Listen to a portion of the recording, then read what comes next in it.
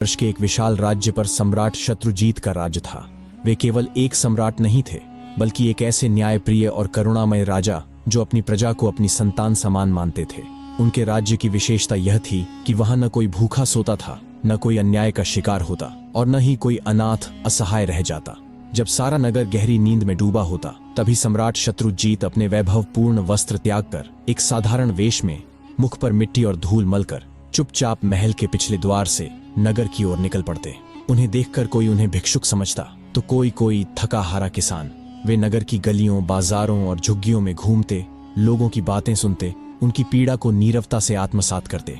जहां कहीं किसी पर अत्याचार होता या कोई भूख प्यास से तड़पता दिखाई देता, सम्राट का हृदय विचलित हो उठता। और फिर अगली भोर जब वह राजसी पोशाक में अपने सिंहासन पर बैठते तो रात में देखे गए अन्यायों का निवारण करते।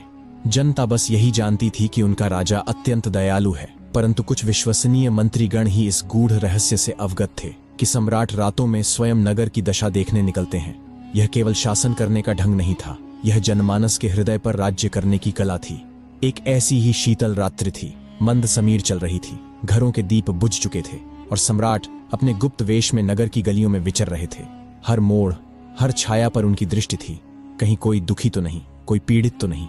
इसी भ्रमण के मध्य जब वे एक संकरी और अंधेरी गली से गुजर रहे थे, तभी उन्हें धीमी धीमी फुसफुसाहटें सुनाई दी। वे ठिठक गए, सावधानी पूर्वक उन ध्वनियों की दिशा में बढ़े और देखा कि गली के एक कोने में 4 व्यक्ति बड़े रहस्यमय ढंग से आपस में कुछ चर्चा कर रहे हैं। वे छाया में छिपकर बातें सुनने लगे। वह चारों कोई और नहीं, नगर के कुख्यात चोर थे, रंगा, चमन, रतन और फकीरा। वे अगली चोरी की योजना बना रहे थे। चमन, जो सबसे चतुर था, फुसफुसाया, इस बार हर कदम सोच समझ कर रखना होगा, पिछली बार की चूक नहीं दोहरानी चाहिए। रतन बोला, इस बार शहर के सबसे धनी व्यापारी का माल हमारा होगा, वक्त की चाल पहचाननी होगी।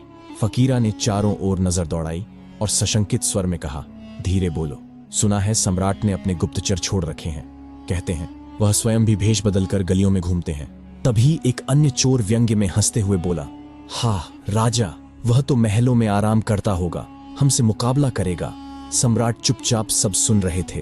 अब उन्हें निश्चय हो गया था कि नगर में फैली कई चोरियों के पीछे यही गिरोह है, किंतु प्रश्न यह था कि उन्हें रंगे हाथ कैसे पकड़ा जाए। रात्रि गहराती जा रही थी, गली वीरान थी, दूर कहीं कुत्तों के भौंकने की ध्वनि आ रही थी। सम्राट ने अब देर करना उचित नहीं समझा।